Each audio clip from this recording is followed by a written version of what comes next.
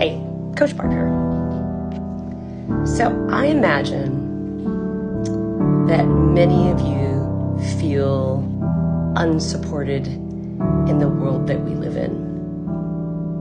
And that's a tough pill to swallow. I get it. And I'm talking more about sort of emotional support, right? Not necessarily financial support. That's not what I want to discuss. But this idea that the world doesn't really support you.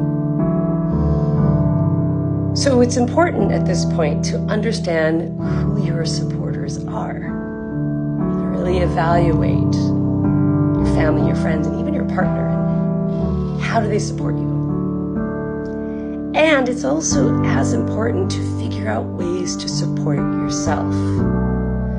The heaviness that you might be feeling. And so, in addition to finding out who your supporters are, on the same level, we should be figuring out also how to support ourselves. So how do we do that? So one way to figure out how to support yourself is to identify what are the limiting beliefs about your inability to support yourself. Is it that you're not strong enough? Is it that you don't want to do it all alone? So if you unpack some of these limiting beliefs and take a look at them, you at least know what they are. And then the next step can be that you look back on your past experiences of success in this area. Can you remember a time where you didn't feel strong? And can you also remember a time when you became strong again?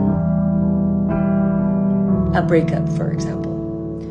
You went through a breakup and you thought you couldn't go on. You thought they would never be able to recover from that breakup. And yet over time, you found a way to get over the breakup, whatever those paths were, whatever those tools you were, and you're back to feeling strong about new relationships or your current relationships. Or maybe there was a time when you lost your job and you're like, oh my gosh, how am I going to find a job again? And if you look to the past, what did you do? And how did you find those successes? So when we lean on our strengths of the past, we start to see the evidence that there are ways that we can support ourselves again. So can you look at your past, at those past successes of where you supported yourself, and use those today? Use that as your building block for how you will support yourself